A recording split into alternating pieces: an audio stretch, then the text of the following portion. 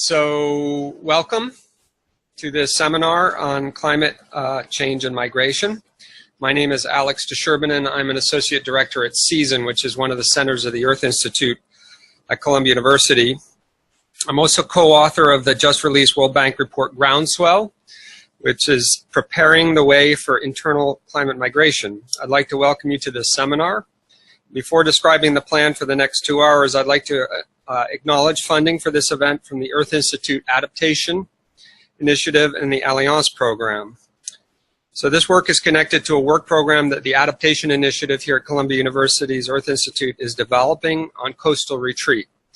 And next year we'll be having a conference on that subject. I'm on the organizing committee, as well as Richard Seager and a few others of us in this room. So we encourage you to come out for that meeting next year, which will be announced. As for the Alliance program, it generously funded a workshop in December 2016 in Paris at SciencesPo. Richard Seager and myself organized that with Francois Jamin of SciencesPo. And that was a workshop on climate change modeling and displacement modeling. And so that contributed a lot to this work. In fact, the lead author of the report, Kanta Kumari Rigaud, actually showed up for that meeting, and we had a very fruitful discussion on the sidelines and also during the workshop itself. Is Emmanuel Catan in the room from Alliance? If not, he will probably be joining us shortly. But Richard Balme is going to be on our panel today, and he's a visiting scholar from SciencesPo, so we're glad to have that connection continue.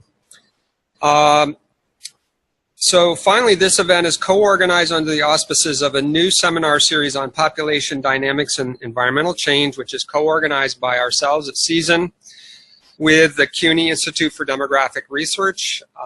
Deborah Balk and Brian Jones are in the room, as well as the UN Population Division. Frank is here. Is anyone from the Population Council here? Jenny, thank you, and Anne. Blank. So welcome, and we will be having more of these kinds of events in different venues around the city. We had one last month at the Population Council, and we're going to have another one in April at the CUNY Institute for Demographic Research at Baruch College. So if you're interested in that, just see me or Deborah Balk over on the side, and we'll get you, or Jesse, could you put your hand up again? See her, and she'll get you linked in so that you can learn more about these seminars and join us. So the objective to today's seminar is to develop a critical mass of researchers here at Columbia and at the New York-based research institutions of NYU, Princeton, and CUNY, among others, to identify new research and modeling strategies on climate change-induced migration and displacement, and to seek input from those involved in developing the Global Compact on Migration and the Global Compact on Refugees to better understand what are the primary data and research needs. We're also learning quite a bit in our interactions with the World Bank about what their research and data needs are. So we expect this will be a fruitful discussion. The structure of today's event is as follows. We'll begin with introductory remarks by Stephen Hammer of the World Bank, followed by a presentation of the modeling approaches and results produced for Groundswell. And following that, we'll have a really wonderful and very stimulating panel of experts that is going to be moderated by Marc Levy of CIESIN. And first I'm going to introduce Marc, and then I'll follow that with an introduction of Stephen Hammer at the bank, because to do so later would be awkward and interrupt the flow of the program. So this is Marc's introduction. Marc is the deputy director of CIESIN. He's a political scientist who uses interdisciplinary research to understand how humans can better manage complex interlinked systemic risks. He's very well known for his work in environmental security and global environmental governance research that's been supported by NSF, USAID, the National Intelligence Council, UNEP, and NASA. He has served on 4 committees of the U.S. National Academies of Science and was a lead author on the IPCC 5th Assessment Working Group 2 chapter on human security, as well as a number of UNEP Global Environmental Outlook reports and the Millennium Ecosystem Assessment. So Marc will be moderating our panel in a few minutes, but I want to now introduce, it's really our great pleasure to have Stephen Hammer here from the World Bank. He is the manager of the climate policy for the World Bank Group. His team is responsible for shaping the World bank's global perspective on climate change policy, mainstreaming climate change into bank group operations, and delivering specialized technical advisory services to clients. And so from 2005 to 2013, if Stephen's face looks familiar, it's because he was actually wandering these hallowed halls, working at Columbia University as in the urban energy systems policy and technology area, teaching graduate programs here at Columbia and at MIT. He also served as an advisor to Mayor Bloomberg's climate planning team, developing the Plan NYC initiative. And in 2007, he helped co-found and until 2012 still served as co-director of the Urban Climate Change Research Network, which many of you know is housed here at Columbia University with Cynthia Rosenzweig's group. So Dr. Hammer holds a PhD from the London School of Economics, and with that, I'm very pleased to invite Stephen up to the microphone. Thank you.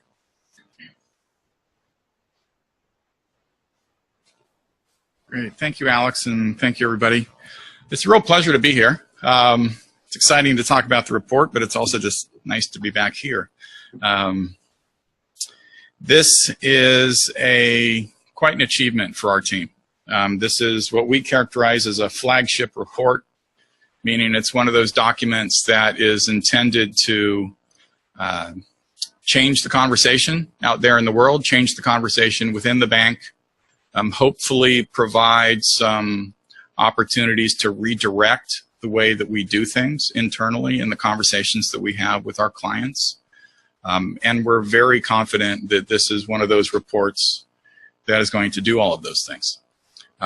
Timely topic. We've seen it globally with a lot of movement because of disasters, but increasingly, and this is a very popular topic in different news circles, about trying to get our arms around this idea of how many people are going to be on the move as a result of climate change, and how much can we already attribute this to be the case. So to be able to collaborate with Alex and researchers here at the Earth Institute and at CUNY and PIC has been really a great opportunity for the bank to work with the leading researchers in this field, and so we're very grateful to the team here, and we'd really like to thank them for all their hard work. This is a report that was over 2 years in the making, and I think we ended up in a different place than where we thought we might start, because we learned a lot along the way. The implications for us from a policy messaging, that they're very clear in terms of some of the information we've put out. If you come to our website, we've got some videos that profile a number of individuals we met when we were working in Bangladesh, in Ethiopia, and Mexico, and you can really see their stories. And you can see how, if you begin to multiply this at a very large scale, the types of systems that are going to need to be put into place in both sending communities and receiving communities for where climate migrants are going to be coming from or going to.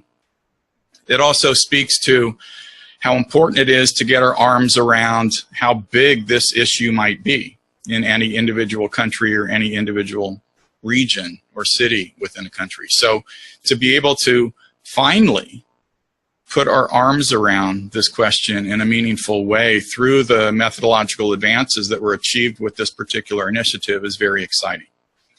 Now, again, I mentioned that the purpose of a flagship report at a place like the World Bank is to help move that conversation in a meaningful way. But we also think very much about transforming ourselves. We're an institution that's been around for over 60 years, and we've had to remake ourselves many times because the needs of our client governments have changed many times. Now, as we begin to have climate change become a more prominent part of that conversation, we're having to rethink the way we do business when we deal with our clients. And so that means putting information on the table. When we talk to them, it means having our team leads who are working on particular investments or analytic projects try and aggregate the relevant information that talks about how development may need to shift or change in some way in the future. And this is a new set of data points that'll be, we think, very helpful in doing that. We can do this at the project level. We can do this at the strategy level. in terms of what's a West Africa strategy look like. Or we can do this at the country level when we are rethinking our basic relationship with that government. And we revisit this issue every few years. We rework this relationship agreement every few years. And part of the underlying macroeconomic analysis is increasingly putting climate change related information into that macroeconomic context.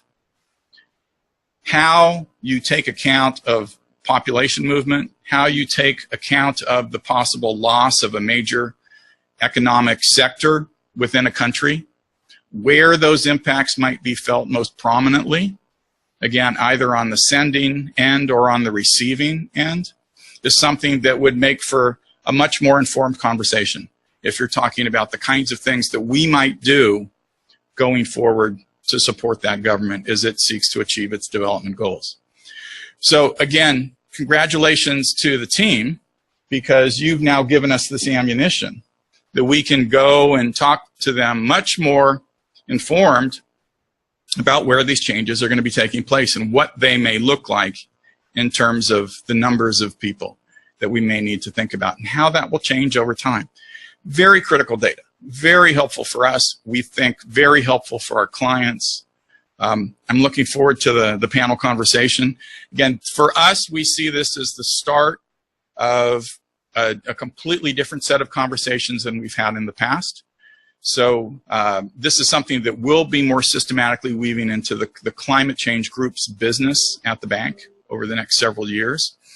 I made mention earlier when we were talking with some of the team that the purpose of this frontier research is so, again, we can change agendas, we can change the way we do business, and then as it becomes mainstreamed into our bank operations and into our conversations and the work we do with clients, it becomes something that we can then move on to what's the next topic? What's the next topic that we should be thinking about? Trying to make sure that we're looking out there at the world and we're trying to bring that information back and adjust the way we do things internally and the conversations that we have with our clients, because we know that eventually they're going to be talking to us about these issues. So we try and stay ahead of that.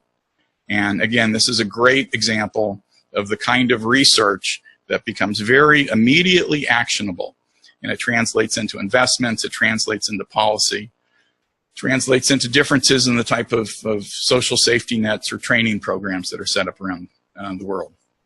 So we're very appreciative to all of our colleagues here at Columbia and CUNY and PIC, and look forward to continuing this relationship going on to the future. So thank you very much.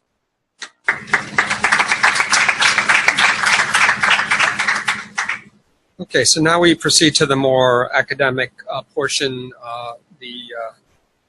essentially the modeling approach and results. We'll be taking you through kind of the rationale for modeling, what some different approaches are for modeling, and then why we chose, well, the modeling approach we actually use, which is the gravity-based model that Brian Jones will be presenting in the second half of this presentation. So why is this subject important? I don't think I need to tell this audience that this topic is gaining a lot of interest internationally, and there are various reports out there describing the degree, whether correct or right or wrong. They're telling us that part of the narrative is that climate change impacts and variability and change are having a significant impact on people's livelihoods, and it's driving many people to leave their home areas. And sometimes those assertions are not grounded in robust research, but they're out there nevertheless. On top of that, this is beginning to creep into the art world. So this is an exhibit that was at MoMA that tracked, essentially videotaped people describing what are often called fragmented journeys, these multi-stage journeys from very poor developing countries where livelihoods are fragile, and sometimes climate impacts have played a role in disturbing their kind of home areas, and they take the long and arduous trip to Europe, and so this person videotaped them as they were drawing on the map. And then there was another one just a few months later in 2016 called Insecurities, Tracing Displacement and Shelter, and it featured even a UNHCR shelter and some artwork and photographs of people in rafts and boats, and Craig Spencer will be talking a little bit about his personal experience on such rescue missions for such rafts and boats later. But one thing that's clear is there are a lot of numbers that are out there already, and many of these numbers were essentially developed on the back of envelopes. One of the longest standing one was Norman Myers saying 50 million people will be displaced by climate change events by 2050. That number now seems to be kind of on the low end of the spectrum. And others have come along and said by 2010 that same number will be displaced. In fact, Deborah Bulk, who on the last line, there was actually a methodology behind this, and I'll describe that methodology a little bit later, but that was one of the few where you could actually say someone actually did some analysis and did some actual data-based investigation. Otherwise, a lot of these were kind of drawn out of thin air, so to speak. So researchers have tended to tread very cautiously in this area because it is politically fraught and considered to be one of those areas that only fools dare to tread. And so that, however, is beginning to change. In my own personal journey, what's going back to 2007, Susanna Adamo, who's a colleague at CIESIN, and I were asked to co-author a chapter for a report that came out, an expert panel, and this was on climate change impacts on population distribution and migration. It eventually got published in 2011. And in that chapter, we posit towards the end that there will need to be approaches to begin to take into account environmental feedbacks in future population projections. We cite Joel Cohen, who's a friend of the and actually affiliated with the Earth Institute and based at Rockefeller University. And he is actually one of the grandfathers of carrying capacity and of the notion that there are environmental feedbacks in population.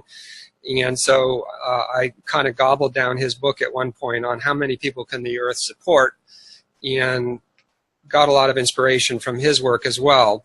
But basically, there are going to be a number of constraints: migration policies, regional water shortages, locally limited agricultural potential, and all of these things will impact our ability to project populations into the future. I even went, and Susanna and I were even as wild as to say, in worst case scenarios, you might need to use a more of a stochastic modeling approach or Monte Carlo simulations and bring in a lot of catastrophic or other potentially unforeseen events, to which the then director of the UN Pop Division said, thank you very much, but we know what we're doing. And that was the end of that conversation, and that they excised that portion of our chapter. So that was kind of my early exposure also to some institutional responses to these things, because they are incredibly sensitive, as we know. So why do we do this? Why do we develop scenarios of climate change-induced migration and population distribution? One is that we just know that population distributions are very unlikely to evolve as they have in the past. Demographers have always projected population. That's been the normal part of the toolkit for planners around the world. Even if you just want to plan a local school district, you need to know how many people are likely to be in your area by 2020 or 2030, because that building is going to need to accommodate those people that you're putting up. The humanitarian community wants information for humanitarian response. Development actors are grappling with potential limits to adaptation in rural livelihoods, such as the bank, and they want to know how population may be redistributed as a result. And then there's receiving countries, of course, who, not without some self-interest, are interested in how many people might be crossing their borders in the future. So all these reasons, people are wanting numbers. So we actually took a step in that direction to convene a workshop that I mentioned earlier with the Allianz funding, where we brought together some of the best and the brightest looking at these issues from Europe and from North America for the most part, and really started to share information about what modeling approaches might be, what data are available, because you can't do modeling apart from the existence of data. You can't do it without parameterizing your model, and then what modeling approaches might be available. So the results are actually available through that link. One of the things that we can all agree on, and most of us in this room understand, is that modeling is not intended to provide a precise answer to your question, how many people will be migrating as a result of climate change by 2050, pull out the number and we've got our answer and that's it. but rather they become boundary objects for conversations that occur with policymakers, and different users will interrogate the data in different ways based on their needs. So we know that all models are wrong, but some are useful, and that planning is everything, the plan is nothing, from our illustrious former president of Columbia University. So all those things also need to take into account the fact that migration and displacement is highly messy. This is the classic diagram. Many of you may not be familiar with it, but came out of the Foresight Project, which is a big UK-based, UK government effort to anticipate likely migration from environmental change. And in fact, CIESIN was part of the modeling effort for that effort as well back in 2010. And one of the things that you can see is that there are all these drivers behind any decision to migrate. So you have political factors, environmental, demographic, social, and economic. And the environmental ones may just be kind of turn up the heat, as it were, and exacerbate existing drivers, but teasing out that climate change signal is often very, very difficult. There are different forms of mobility. So we know that not all mobility is created equal. I think, you know, there's a sort of short-term displacement from rapid onset events like floods and droughts, and we've seen a lot of those in recent years. But then you know, you go up to the sort of longer term, slower onset, incremental changes like sea level rise, decreasing or increasing water availability. And then there's sort of higher and lower certainty in terms of the mobility or the migration response from those. It could be that repeated exposure to drought or flood events could erode capital in a household to the point where they no longer are able to live in that location, or they no longer feel that they want to live in that location, and so they move. Or it could be that they just restart again and again. What I want to do is very briefly present a number of different modeling approaches that are out there. I may have missed some, and apologies, I'm not actually expert in all of these areas, but what I did is I borrowed liberally from my colleagues who attended the Paris workshop and tried to cite their work at the very bottom, so you'll see who actually presented these slides. But there are essentially 5 different modeling approaches, and we'll close with a gravity approach, which Brian will present before we go on to describe the methods that we used for the Groundswell report. So this is maybe one of the simplest methods, and it's the one that was used by the McGranahan et al. Study that I mentioned on sea level rise. And basically what you do is you say how many people are living in an area that will be impacted. And if the impact is severe enough, such as sea level rise, you assume that almost all of those people will need to move. And therefore, you come up with a number based on an overlay of the exposed area with the population. And this has been done by many different groups. I saw more recent work where they actually did drought impacts, and they took a more probabilistic approach, but it was the same basic idea, which is if you're going to be exposed to repeated droughts in the future in country X or Y, what is the probability? And then they gave some range based on if the probability is 25% that you leave or 50% that you leave, you can get some different range in estimates. Agent-based modeling is becoming a very popular approach to doing climate-related and environmental migration modeling. It treats each household as an agent or an individual as an agent. It assumes the agents interact in a very complex way because they're embedded in their social setting, their village or their community, and they will learn things from their neighbors and begin to adopt, I should say, different approaches to addressing stressors. And so one thing about ABMs is they do need to be calibrated with data from the ground, or you can use, Andrew Bell's in the room, he's from New York University, and he's using apps, which he actually has people install on their phones. These are people in developing countries who are maybe migrants or potential migrants, and they put household expenditure information and things like that, and they do that in return for essentially free cell phone coverage. So that is one approach that's been used to generate data for ABMs. One nice thing about ABMs is they allow us to test theories about how people react to climate stresses and shocks and potential policies to manage those. Behind ABMs is this theory of planned behavior. You need to be able to, first of all, you need to be exposed to the idea that something is possible. Migration may be an opportunity. If you live in a village or a town, which is unlikely in this day and age, but nobody has ever migrated before, they've always stayed there, then your attitude towards it may be different than someone who knows that that's part of a rite of passage for young men to leave and go seek their fortune elsewhere.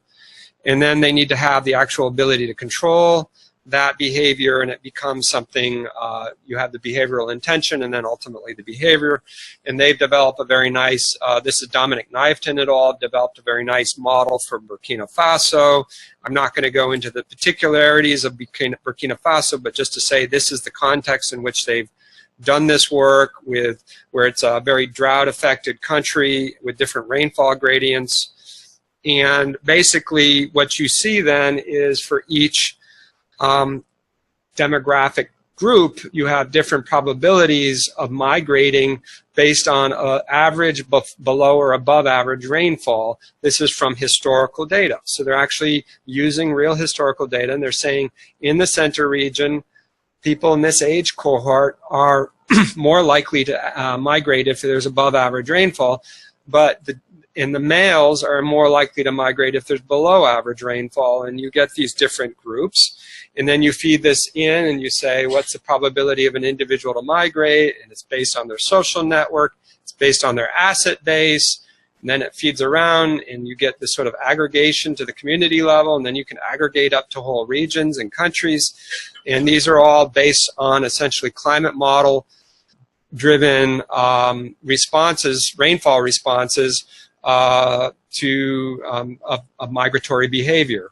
So you get many different scenarios. So that's one example. Another is systems dynamics models. These tend to be developed in non-spatial frameworks, a little like the ABMs. ABMs can be tied to specific units, so different like provinces or states of a country. And the same is true for systems dynamics. They're very useful for policy what-if scenarios, and they can include a data on the economy, natural resources, and different perturbations. So this is work that was done by the International Displacement Monitoring Center, and they have done work on slow onset hazards in the Horn of Africa region. And basically what you see is essentially with rainfall, you get a change in the land access and pasture cover. That's a positive relationship. So if rainfall goes up, pasture goes up. If pasture goes up, livestock goes up, and you have a cash economy as well, and all these feed into this flow of whether people get displaced or not.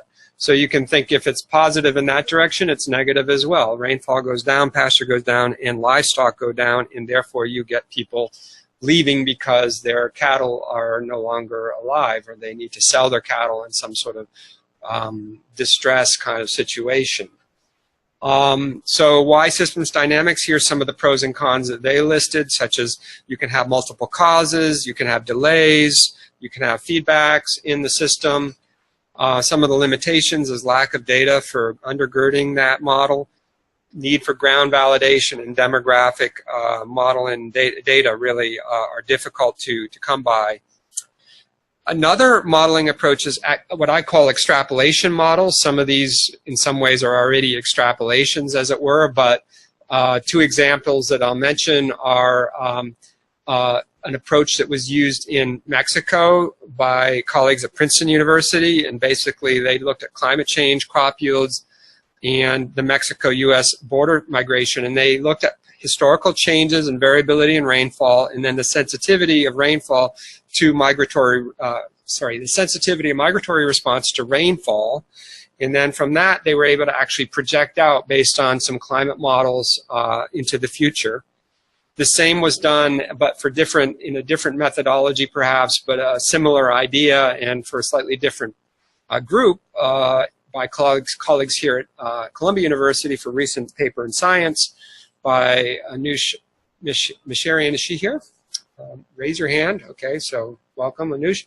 And basically, they looked at asylum applications in relation to temperature changes from a kind of ideal 20-degree level, And they found that actually it was nonlinear. So as your temperature went way up, the actual number of asylum applications from that country where the temperature went up to European countries, which were destination countries, went up dramatically. So then they used temperature projections to model the future likely asylum requests in 2100. So there's some different limitations to each of these approaches. One is that exposure models, for instance, sometimes assume that adaptation is not possible. So in the case of sea level rise, you could say you could build a wall, obviously, or you could build your houses on stilts. You could develop a number of different adaptive mechanisms that would allow you to stay in place. And you may need to assume that all people migrate, or in some cases, as I mentioned, you could assume that certain probabilities of migration given a certain level of impact. ABMs require a lot of data, historical data, to parameterize. And the results generally have limited spatial definition. System dynamics models generally lack spatial detail and can result, I think this is true of a lot of modeling efforts. You can just get a lot of scenarios and you may average them. That doesn't mean that actually that's a very useful piece of information. So I think one thing you need to be aware of in any modeling approach is when you get a lot of scenarios, how do you do the data reduction, which I'll come back to later. The assumption that all things being equal is unlikely to pertain the further you go out is true of extrapolation models. So, people inevitably, if you saw the quotes that I put up there, it's ceteris paribus assumptions. All things being equal, but given a certain temperature increase or precipitation change, this is what's going to happen in the future. And that's very unlikely, but they can still be useful diagnostic tools. And lastly, you have the gravity modeling approach, which Brian is going to describe in a bit more detail in a second. But that's really based on aggregate demographic behavior rather than individual behavior. And as such, it relies on assumptions about the relative attractiveness of locations, but it is not really informed as much by household economic theory and things like that, where there's been increasing research at the micro level to understand what drives people to make these decisions. And that's not really part of our gravity modeling, and Brian will describe why in a moment. So it's now over to Brian. Thank you, Alex. Okay, so my task is to attempt to explain our methodology, how we approach this particular problem, and to tread that fine line between too much and too little detail. So I will do my best. But first, gravity models in spatial population research. As Alex pointed out, they tend to be used in demography or geographic applications to simulate aggregate human behavior. That is, to capture broad trends in human behavior from more of a top-down perspective as opposed to the bottom-up type approach where you're actually characterizing household decisions. Historically, these are the types of models that have been used in spatial interaction, such as the interaction between cities of different size over a certain distance apart, spatial allocation, migration certainly, and as indicators of accessibility or attractiveness. In the traditional demographic gravity model, the gravitational pull, and I should mention these are, for those of you who aren't familiar, based entirely on the Newtonian concept of gravity, the physical models of gravity. Here, the gravitational pull of any location is generally measured as a function of some characteristic of that location, often population. So a city like New York would have much larger gravitational pull than a smaller city such as Albany or Buffalo. But it doesn't have to be population. You can use the presence of certain types of jobs, regional GDP, any measure that you want that you can conceptualize as attractive or repulsive to population can be used in the gravity function. Again, as in the Newtonian laws of gravity, the attraction or interaction between two places is generally a function of some measure of mass, often population, and the distance between those places. So the migration, for example, if you're using a gravity model to characterize migration, migration is more likely between two large places that are located close to one another than two smaller places located further away from one another, a very basic principle of geographic study. And over here on the left, you see the basic formulation of what's called gravitational potential, illustrated using Hartford, Connecticut, and some surrounding cities. where essentially potential is simply a distance-weighted measure of the population over some bandwidth nearby. And in this case, it's used as a measure of accessibility. How accessible is a place relative to other places? And that's one of the traditional uses of gravitational potential, accessibility or attractiveness. One of the reasons we chose a gravity-based approach is their flexibility. And environmental characteristics are very easily included in the model as either a push or pull factor, therefore positively or negatively affecting the attractiveness of a place to potential migrants.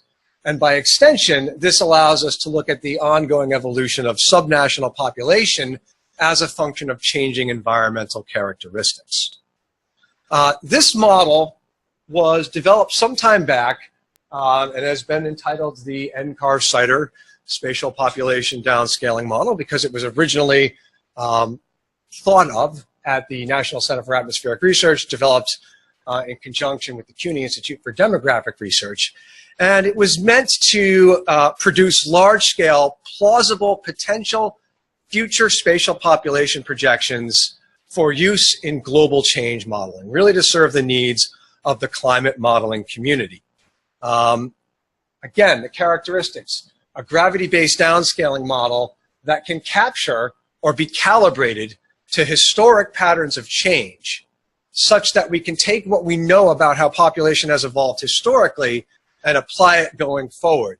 So for example, in a business as usual scenario, we assume that spatial population evolution continues as it has occurred over the past 50 years. We simply calibrate this model at the national, subnational level to historic patterns of change and then use the parameter estimates we generate to project future patterns of change. It's a flexible framework. It's very easy to slide ancillary data in and out of the model. Anything that you can spatialize, essentially including things such as policy, can be included in the model. And it's applicable at different spatial scales and resolution. So this model was applied globally to produce 5 different sets of global futures for what are called the shared socioeconomic pathways. For anyone who's not familiar with that terminology, these are essentially a set of 5 different socioeconomic futures that have been developed to support global climate research. They're used in conjunction with different physical futures, the RCPs, for those of you who are familiar with the terminology, the representative concentration pathways, to mix and match and produce different socioeconomic and physical scenarios of future worlds to bound global climate change research. So we used this model prior to getting involved in the Groundswell project to produce projections for 232 different countries and territories, including urban, rural, and total population distributions, or 10-year time steps at 1/8 degree resolution out to the year 2100. And you're looking at one of those outcomes, the so-called SSP5 fossil fuel development. And really the more interesting map is, I think, on the bottom here, population change. The warmer, or the greens and blues representing growth, the darker colors, yellows and browns, representing population decline. Okay. An important piece of this was there were no climate assumptions. That was done by design as the SSPs were developed. So how did we take this and modify it to use for the work in Groundswell? Well, first, let me briefly show you what this looked like. The SSPs are, as I mentioned, 5 different socioeconomic futures. With each SSP, there is a qualitative narrative, but there's also hard data. Population and urbanization rates are 2 of the really useful pieces of information. Given those, again, I'm giving credit here to where they came from. The population data were produced at IASA. NCAR produced the urbanization scenarios. To produce the actual spatial population outcomes, we had to assume different patterns of concentration, or sprawl, if you will, in developed and developing nations across each of the SSPs. We started using 2000 as our base year, the Gridded Population of the World version 3, which was the newest version available at the time, and produced outcomes for each SSP. I'm illustrating 2 and 4 because those are the scenarios we actually used in Groundswell. SSP2 is the middle of the road scenario, where Development occurs similar to the trajectory it's been on over the past several decades. Slowly, we see the developing nations of the world become more connected to the developed world. Slowly, there's more sharing of information across national boundaries, and international institutions slowly develop into stronger, having stronger influence over nations of the world. SSP4 is quite the opposite. This is a world where countries tend to circle the wagons and look inward. And within countries, you see a lot of inequality between lower income, less educated populations and higher income, more educated populations. So it's inequality both within countries and between countries. So two very different scenarios. We then modified the model. The original model takes advantage of observed correlation between what we call the agglomeration effect, which I'll talk about in just a moment, quantified in the gravity model, and urban and rural patterns of spatial population change. We find a relatively strong correlation between, for example, a measure of population potential and the likelihood that a place will grow in the future. In this work, we incorporated changing environmental conditions by considering sectoral impact indicators from the ISIMIP project, the Intersectoral Impact Model into Comparison project, which was housed at the PIC Institute in Germany. Specifically, we considered two measures that are directly related to livelihoods: crop yields and water stress. When we go into the historic data and attempt to calibrate and validate our gravity model to try and reproduce, for example, we did this for the United States, starting in 1950, using census data, we calibrated the model between 1950 and 1960 and tried to project the 2000 population. There's prediction error in each grid cell, and we're doing this again at 1/8 of a degree resolution. Here we're hypothesizing that part of that prediction error from the original model results from missing variables, and that in countries where crop yields and water stress are more indicative of the type of livelihoods that much of the population relies on, variation in these outcomes will explain a portion of that observed error. So that's the premise behind the modeling approach. So we modified the NCAR-CIDR model to include local climate impacts as measured through these livelihood indicators and sea level rise. So the modeling inputs, we started with the shared socioeconomic pathways, SSPs 2 and 4, and two different greenhouse gas emission pathways, a low emission pathway, RCP 2.6, and a high emission pathway, RCP 8.5. These numbers effectively refer to the amount of radiative forcing in the atmosphere that occurs as a function of greenhouse gas emissions. We coupled these to produce three scenarios: a pessimistic scenario, where you have high emissions, thus a high level of radiative forcing or a higher level of global warming, and unequal development, SSP4. A more inclusive development scenario, where you still have high emissions, but the development scenario is such that there's more cooperation over time across national boundaries. And a more climate-friendly scenario in which we keep emissions lower and our physical outcome is better, but inequality remains somewhat high, thus the SSP4. This can be conceptualized, I think, a bit better in this diagram, where we have our pessimistic scenario, the reference scenario, high emissions, high inequality. Holding the emissions pathway constant, we have our more inclusive development scenario where we have SSP2, but still our RCP 8.5 outcome, and then our more climate-friendly outcome where we have lower emissions, but the development pathway remains the same, unequal. We then apply the gravity model using demographic, socioeconomic, or development factors that are wrapped up in the agglomeration effect, and the climate impacts from the ISIMIP data at the grid cell level. And then we essentially, for well over 100 countries in 3 world regions, Central and South America, Sub-Saharan Africa, and South Asia, produce a number of different scenarios. You saw the 3 that we in which included climate variables, our pessimistic, more inclusive development, and development pathways constant scenarios. We also run what we call a counterfactual, or we run the model assuming no climate change at all. In other words, climate remains constant. And it's by comparing the outcomes that include climate impacts to the counterfactual that we're able to extrapolate how people are moving at the grid cell level in response to climate outcomes at that high level of spatial resolution. For each scenario, so for each of our 3 scenarios, we actually run 4 models based on different combinations of general circulation models or global climate models that influence precipitation and temperature, and 2 different crop and water models.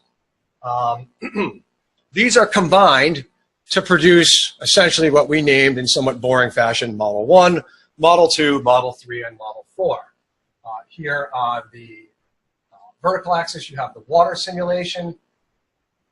The first acronym refers to the general circulation model, the second acronym to the water model, and then here on the horizontal axis, you have your crop models.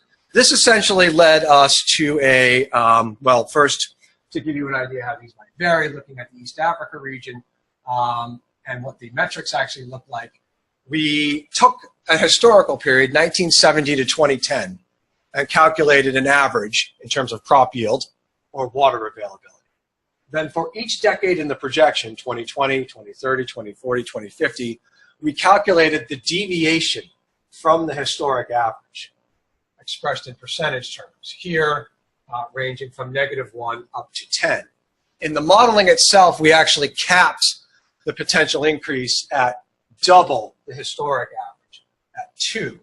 This is because if you allow the number to go too high, you end up kind of breaking the model, where a place becomes very, very attractive, for example, if crop yields increase dramatically relative to historic levels. This is particularly problematic when we're dealing with ratio data like this, where you might have had a very small amount of agriculture in a grid cell historically that all of a sudden becomes very agriculturally friendly as a function of climate change, where crop yields increase exponentially.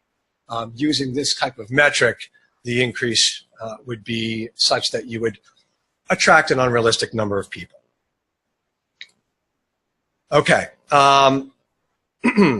So what did this actually look like? And I'm showing this not to get into the real details, but to kind of explain where the new details emerged in this modeling approach.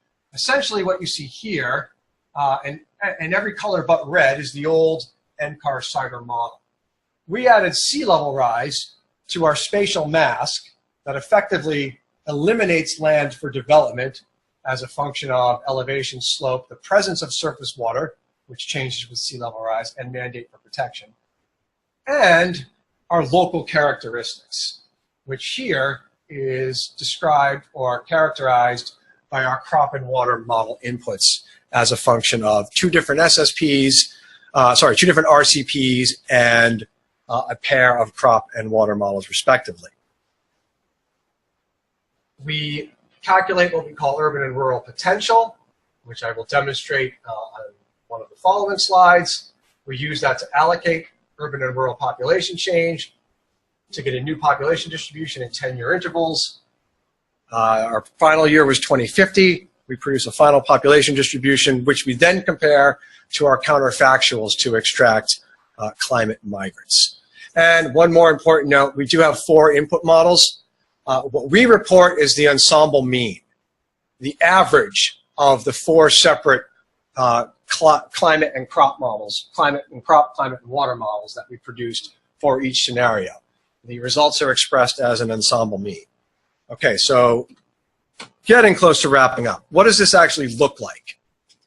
We make several assumptions when we adopt this approach. That spatial choice, where people choose to locate, is a function of, in part, accessibility. That population agglomeration, the existence of population, is a proxy for the socioeconomic attractiveness of place, and that environmental change, as manifest through changes in livelihood indicators, these sectoral impact changes, will impact relative attractiveness. We start with exogenous population projections of the urban and rural population distributed over space. These are 1/8 degree grid cells. For each grid cell, we calculate what we call population potential as a function of that lovely negative exponential function to produce a distribution of potential. We do this for the urban and rural populations separately. At each time step, we then allocate the projected change in the total urban or total rural population over space proportional to the population potential to produce a new population distribution. And again, we do this in 10-year time steps at 1/8 degree resolution from 2020 to 2050. Briefly, what are you looking at here? We have a population parameter. This is borrowed from transportation geography that effectively tells us something about the importance of local characteristics. They either weight up or down population potential. A distance parameter, that is essentially friction of distance, or how important is interaction over space in informing the attractiveness of any given point in space. And then weights, our spatial mass and local characteristics. The key here is that this A variable is a weight on potential indicative of the local impact of climate change. How did we develop that weight? Well, it turns out when you calibrate this model, you get something that looks like a monocentric distance density gradient. So anyone who's familiar with urban geography, the old Clark formulation of the monocentric city, where highest density was in the city center, and then density declines as you move away from the city. Here, if you consider a one-dimensional cross-section of grid cells, when you calibrate this model to minimize the error between modeled population and observed population with the historic data to generate your alpha beta parameter estimates, you get a nice smooth curve. When you compare that to observed historic data, there's error. We are hypothesizing that that error is at least in part a function of unknown variables such as climate impacts. Okay? So we calculate the value of A, or the value that would be necessary to weight potential by to eliminate this error. We then, and I told Alex I wouldn't do too much of this, so I'm not going to get into the nuts and bolts of it, but essentially we then use crop and water characteristics in a spatial regression to generate coefficients on the relationship between the spatial weight and the values or the deviation from the baseline in crop yields and water availability. And we use these to estimate future values and thus the future population. I hope that wasn't too confusing. The base year population in our model is GPW version 4. One key point, and my final point, is that to calibrate this model required 2 historic time periods of spatial population data that were generated from different censuses that weren't scaled versions of a single census. And ideally, in the GPW, that came from a uniform set of area units in each year. There were only a handful of countries that met those requirements. Thus, we had what we call marker countries that were used to calibrate our model for each of the scenarios in each region. And I will hand it back to Alex. Sorry for talking. No, that's so what we needed to prove is that we had this sort of scientific chops behind this work. So that's why we did all that. If your eyes are glazed over, well, it's all part of the effort. And Brian did heroic work really on the modeling work, so we're very, very appreciative of that. So let me just very quickly summarize some results because I do want to get to the panel. So as Brian mentioned, we used some different scenarios. Actually, the terminology we used was slightly different. The counterfactual model, which is in column C, was basically just a scaled population. So all we did is we said everybody in the country is going to remain where they are. There'll just be more of them. And it's going to be scaled according to the population projection of the SSP. So that's essentially nobody move, froze in place, and we're going to just grow the population by natural increase. That's counterfactual. We needed that for a number of reasons I'll get to. But the second one is B, column B, and that's no climate impacts. That's just the SSP only scenario. So we only use the SSPs. It's the original NCAR CIDR model. And the A is really where we add the climate impacts in. So to get our results, to get numbers, which the bank very much wanted to have numbers. At first we weren't sure we were going to be able to produce numbers, but we got there. The way we did that was we basically subtracted A from B to get climate migrants. So if you have two population surfaces and you subtract the climate impacted surface from the non-climate impacted surface and you sum up all the positive grid cells in the country, by definition you get the number of people who moved between grid cells. Now, if you take B minus C, you get the population that moved for all the other reasons, because that's population based on the SSP scenario, no climate impacts, minus some counterfactual where nobody moves. And you sum up all the positive grid cells there, and you get these wonderful charts, which basically tell you the number of migrants that will move in that region or country, and we have this both at the country and the regional level. In this case, this is the total for all the regions in the upper right-hand corner, 140 million maximum. You also get error bars because remember we had the four different models that went into each scenario, so we could produce those error bar or confidence bars. And you can see basically that in Africa there's quite a lot more numbers, even though demographically it's smaller than South Asia. There's actually more people on the move, potentially due to climate change.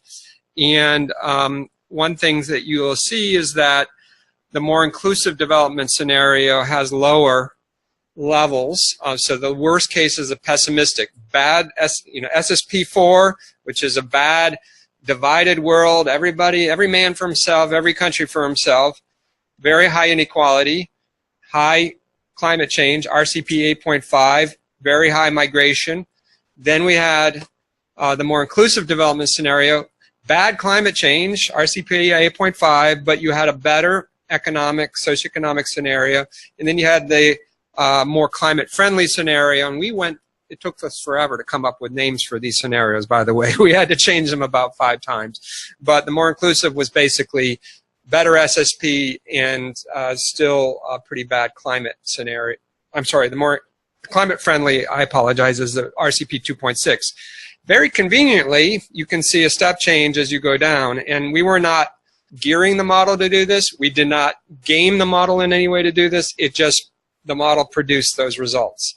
I was actually sweating about a year ago at this time as we produced the first iteration of results, and we did not actually know whether that would in fact be the case.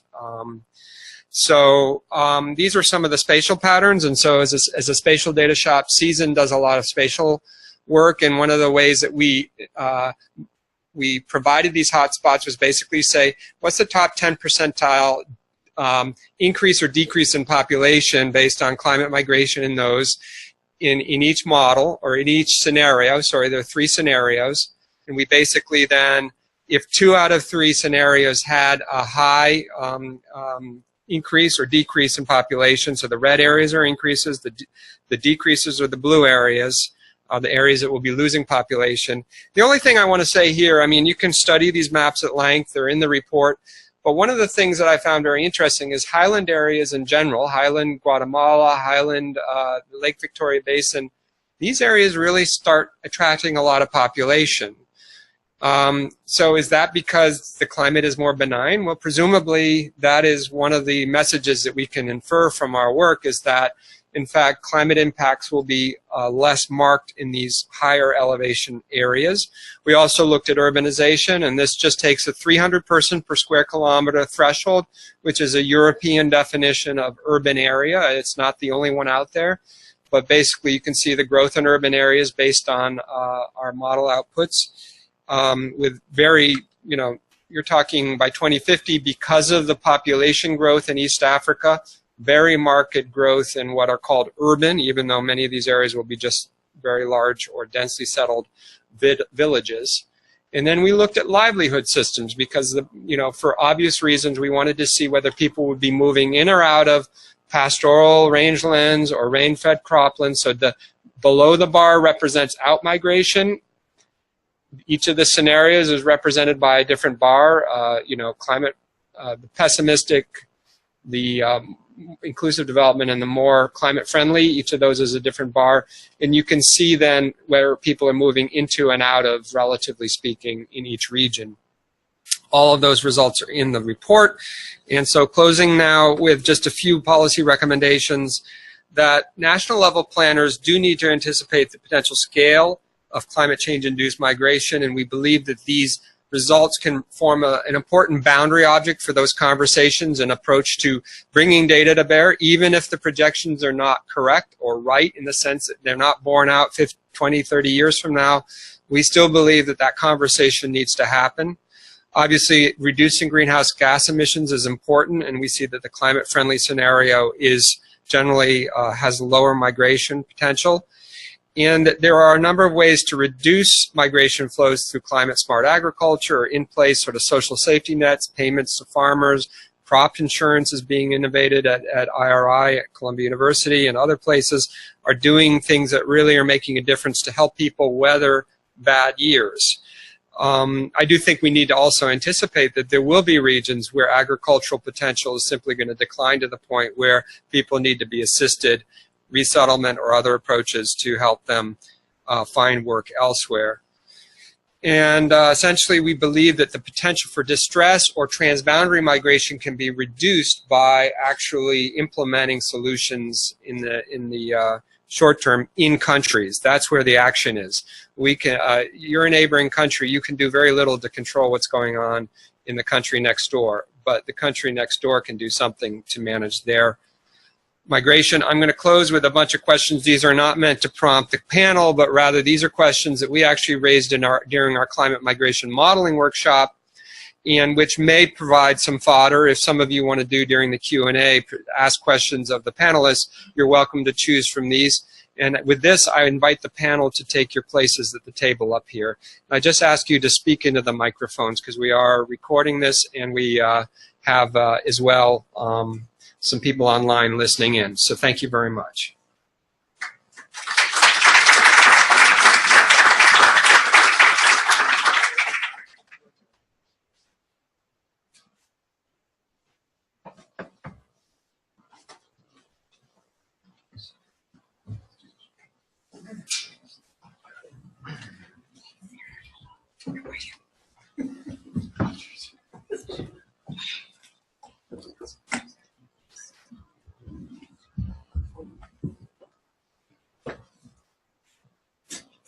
And now for something completely different, we're going to turn to the panel.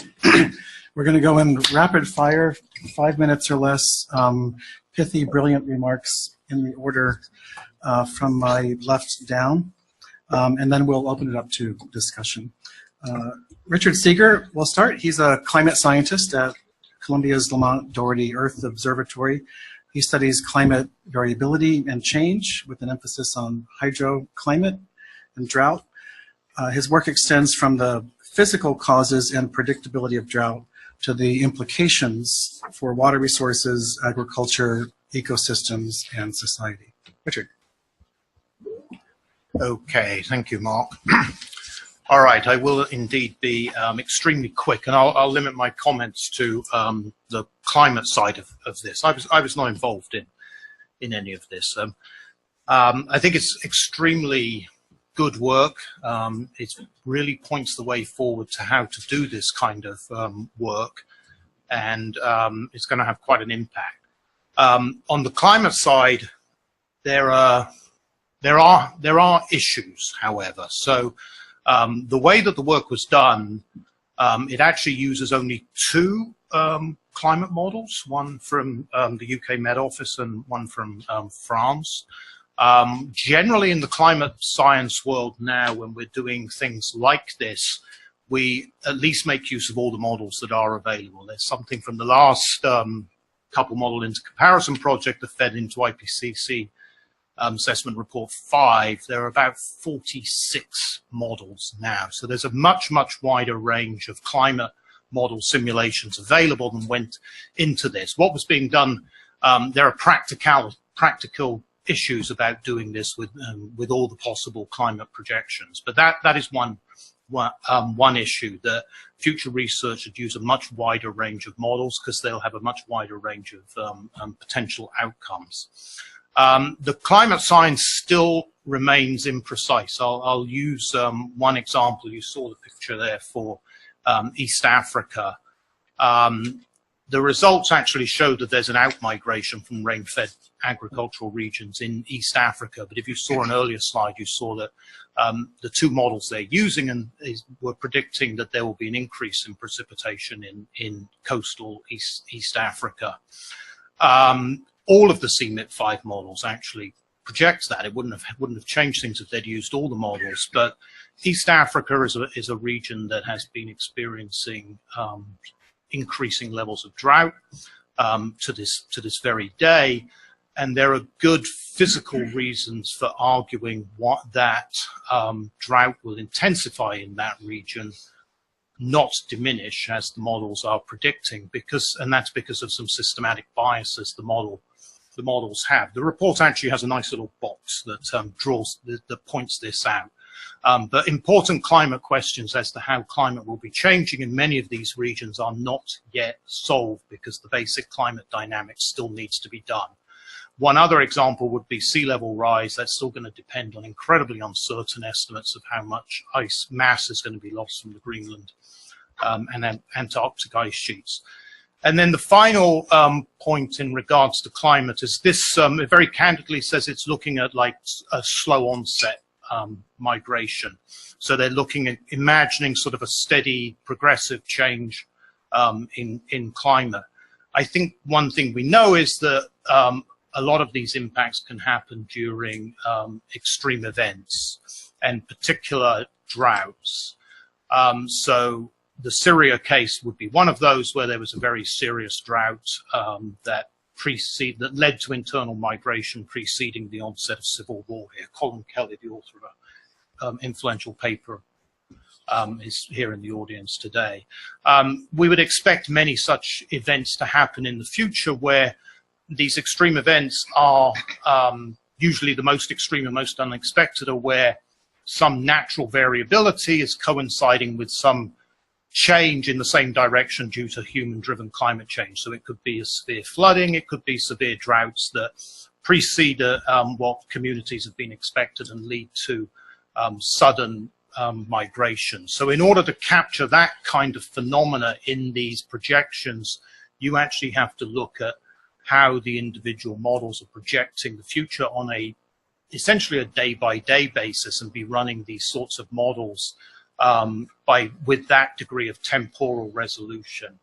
And in that case, you would end up, I think, again, with a much wider range of scenarios, but it would capture the fact that we're not just talking about gradual climate change, but what will really matter is the actual trajectories of climate that includes the very important role of internal variability of the climate system, and how that acts in tandem with the more gradual climate change to create extreme events that can lead to migration. So that's my points on the climate side. And exactly on time, and I thank you for that. Craig Spencer is Director of Global Health in Emergency Medicine at New York Presbyterian Columbia Medical Center. He has extensive epidemiological field experience, including coordinating Doctors Without Borders' Ebola response in Guinea.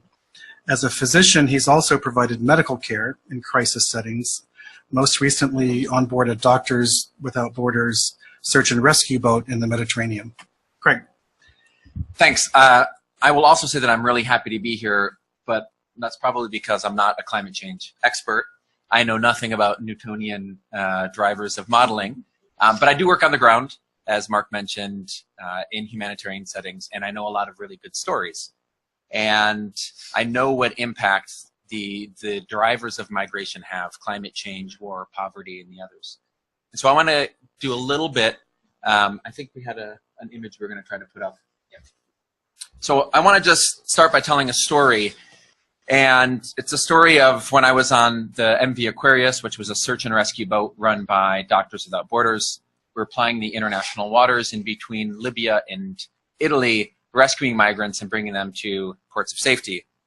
And one day after working in the clinic all day, I went up at around 9 or 10 p.m. and I was talking with these boys from Guinea, Conakry. And I was just asking them, their story, what had happened, what they've been doing the past 6 to 9 months. And they told me why they left home. They couldn't get a job. Things that happened to them along the route, where they were beaten, raped, tortured, abused. And told me about their experience in detention centers in Libya. And these were all the classic push factors that we've heard in this kind of the idea of migration. There's this push and this pull, and that dynamic determines whether and how likely people are to move. And I asked them, I said, a lot of people criticize us for being out here and say that we're pull factors, that we're pulling you guys to migrate. And their response was, we had nowhere else to go. We didn't know that you were out here. And yesterday, my brother got on one of these boats, sent out into the Mediterranean, and died. And I got on the exact same boat the next day because I had no other option. And so I hear a lot of stories about migration, one of which I detailed here. This was not in the MoMA, unlike that other great piece of art.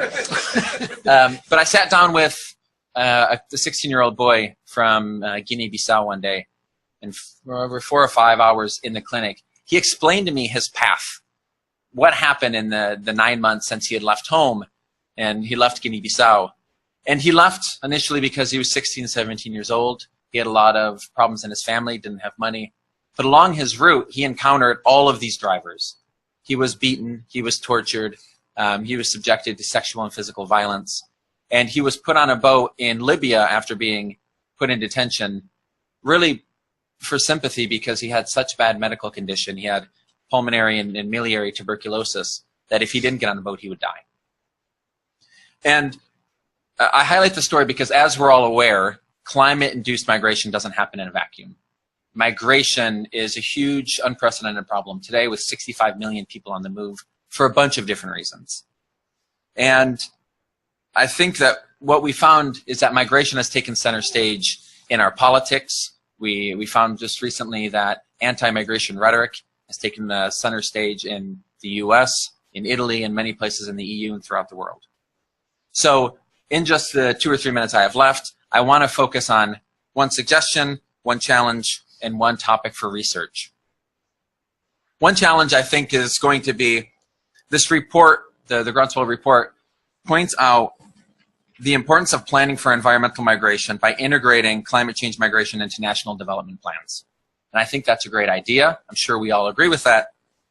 But looking at the problems we're having now, current issues with real problems of migration, and the impact that it's had on the European Union, the impact it's had on pushing the border further south into Chad and Niger and tying development aid to anti-migration measures by militaries and politicians in these countries, means that I think we're going to have a really difficult time changing the debate and making sure that we're able to include what many may seem as theoretical future risks from climate-induced migration into national dialogues in the future.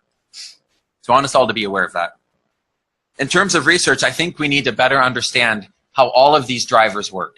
So this report contributes to the fact that 140 million people may be on the move internally due to climate-induced migration in the next couple decades.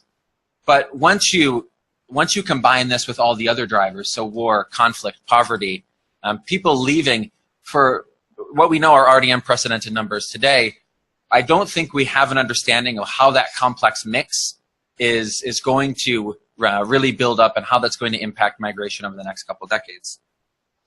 I think we'll talk a little bit about the Lake Chad Basin, but I think that this is really demonstrative of what happens when you have this mix of environmental change, terrorism and extremism, and poverty, conflict all in one place, and what happens by forcing people to be on the move.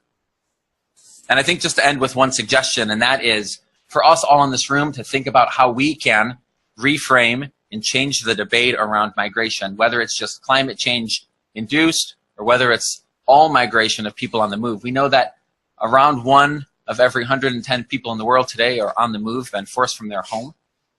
I imagine most of the people in this room are sympathetic to the report and to the human rights needs and the medical needs of migrants around the world, but we need to do a better job reaching out to people that may not be sympathetic, may never download this report, may never understand the importance of its modeling and its suggestions for the future. So all of us, I think, need to think about how we, via social media, via discussions with our friends, or other routes, attempt to change the debate and talk about what impact migration is going to have in the next couple of decades.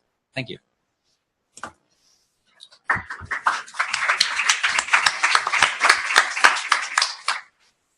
Thank you, Craig. Amali Tower is founder and executive director of Climate Refugees, which conducts research and advocacy on climate migration. She is a graduate of Columbia's School of International and Public Affairs and has worked with the UN Refugee Agency and U.S. Refugee Admissions Program. She's done extensive field work throughout Africa and the Middle East, including a 2017 mission studying climate, displacement, and security connections in the Lake Chad Basin. Amali?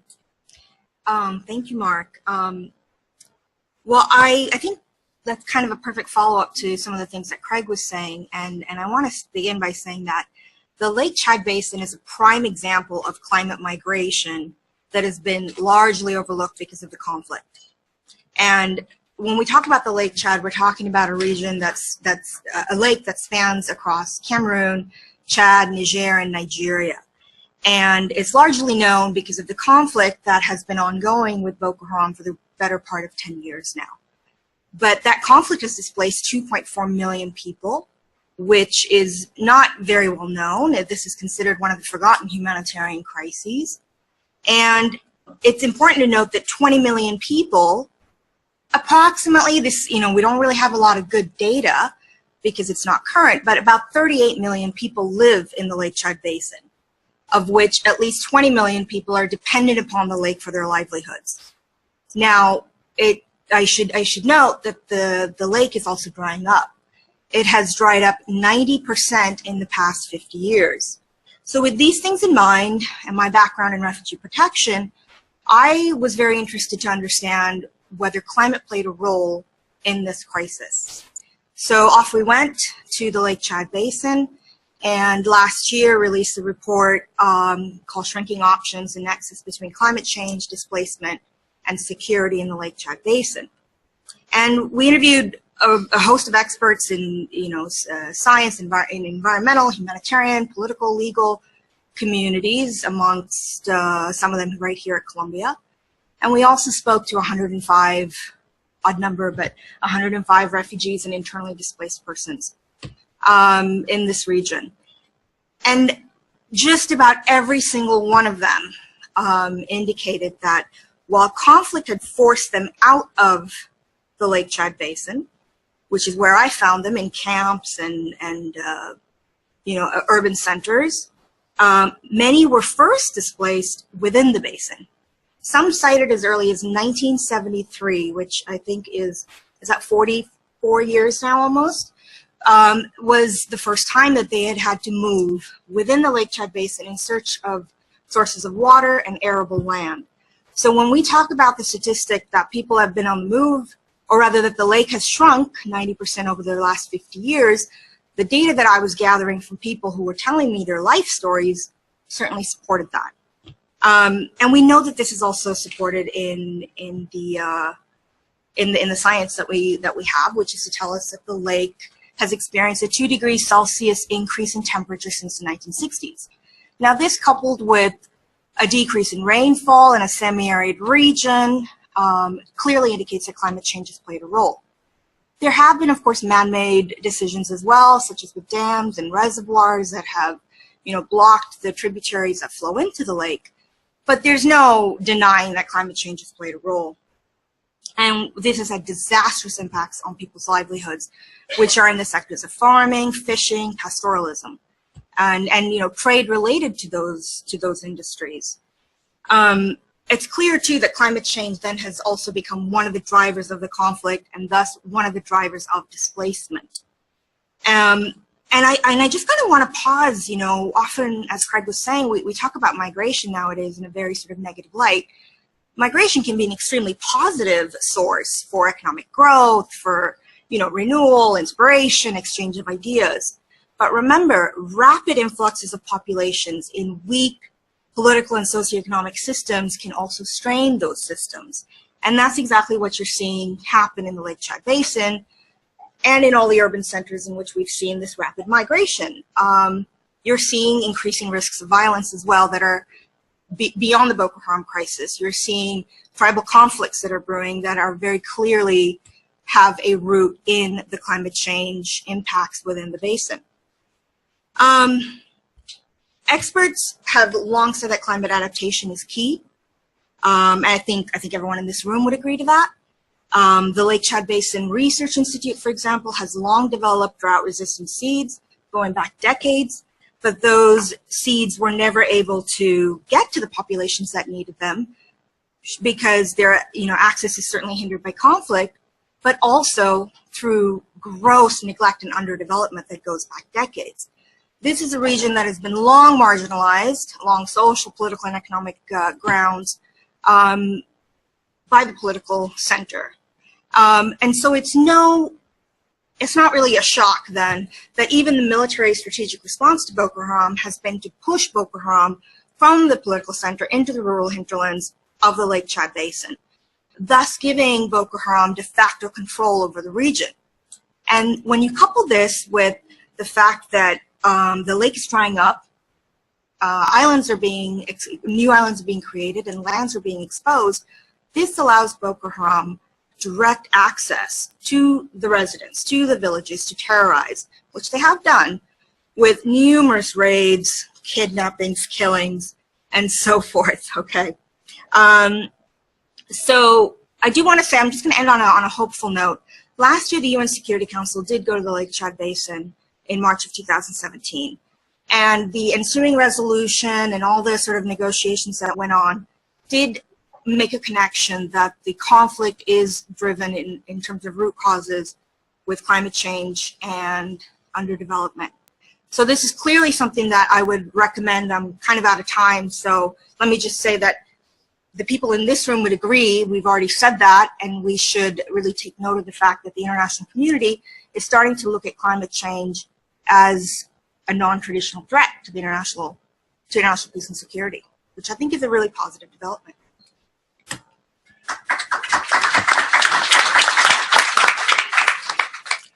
Thank you, Amali. Sarah Rosengaertner is an expert on migration and development.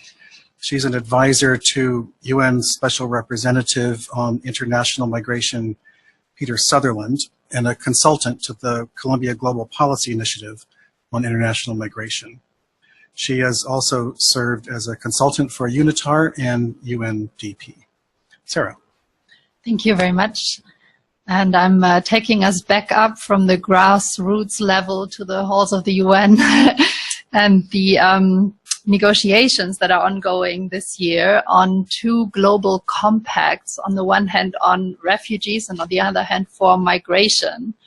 And those are two efforts that the UN has been undertaking coming out of the crisis that unfolded in 2015, perceived crisis for Europe, following the war in Syria and the massive displacement into neighboring countries, and then people making their way towards Europe in large numbers. And so against that backdrop, the UN came together in 2016 and issued what is called the New York Declaration for Refugees and Migrants, which was basically an effort to try to organize greater responsibility sharing among countries. So how can we distribute people more fairly across countries and share the financial burden to care for people that have been displaced?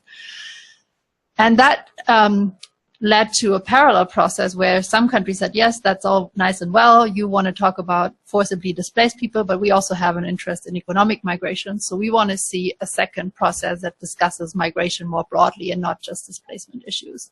So we ended up with these two processes. And the issue that we're discussing today falls really squarely in the middle of these two processes, which makes it quite interesting to see how it's going to be dealt with.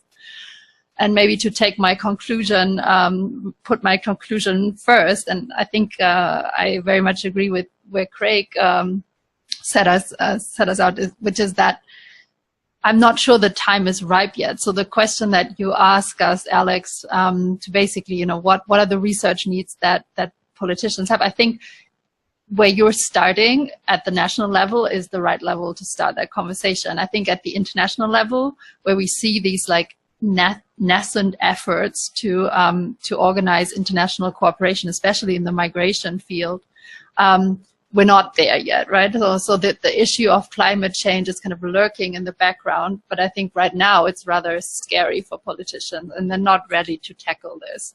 It's basically more than we can swallow at the moment, I feel, as we're trying to, build some sort of framework of cooperation that cannot yet bear, I think, the kinds of numbers that we're potentially talking about. So that's my conclusion put up front.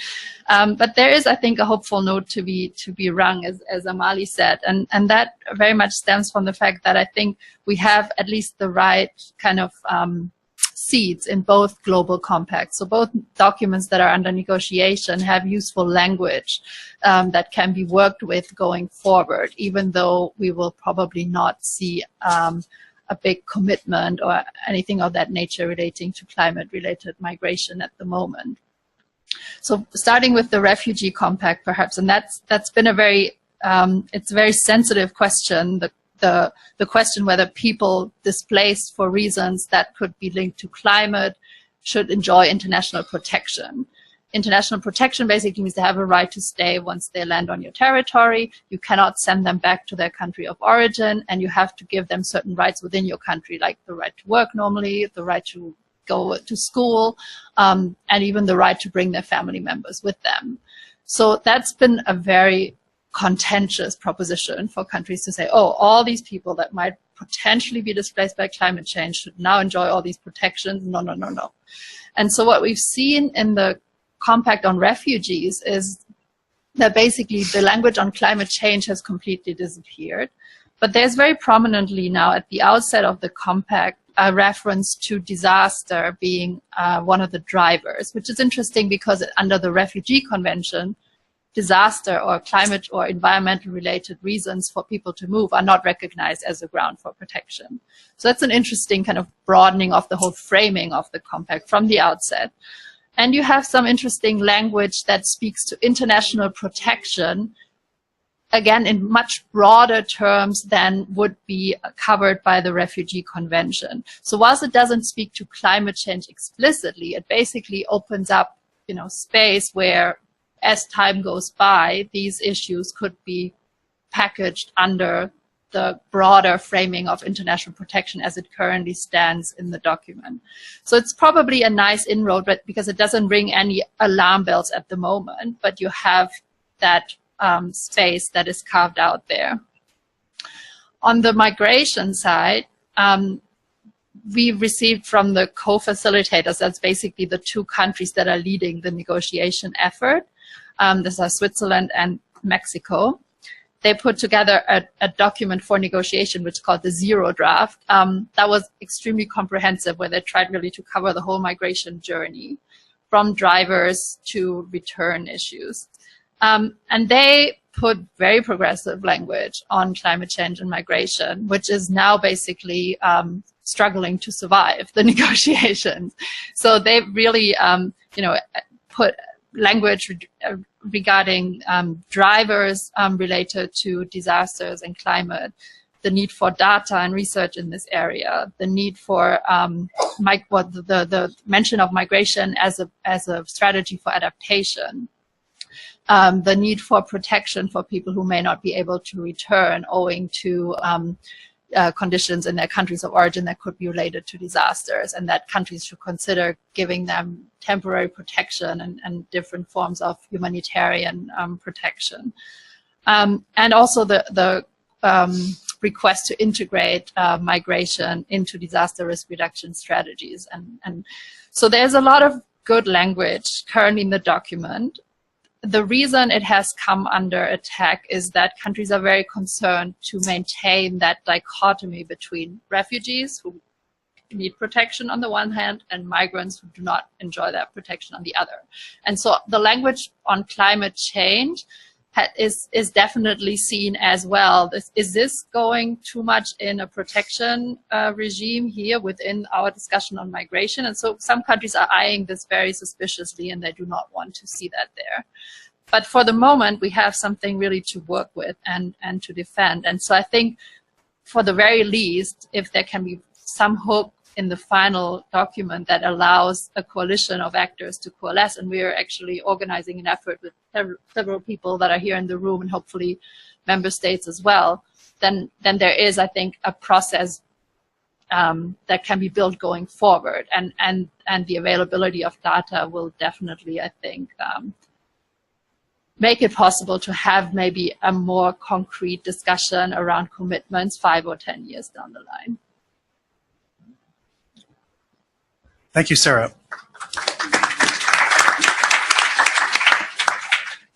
Okay, we're in the home stretch. Richard Balme is professor of political science at SciencesPo.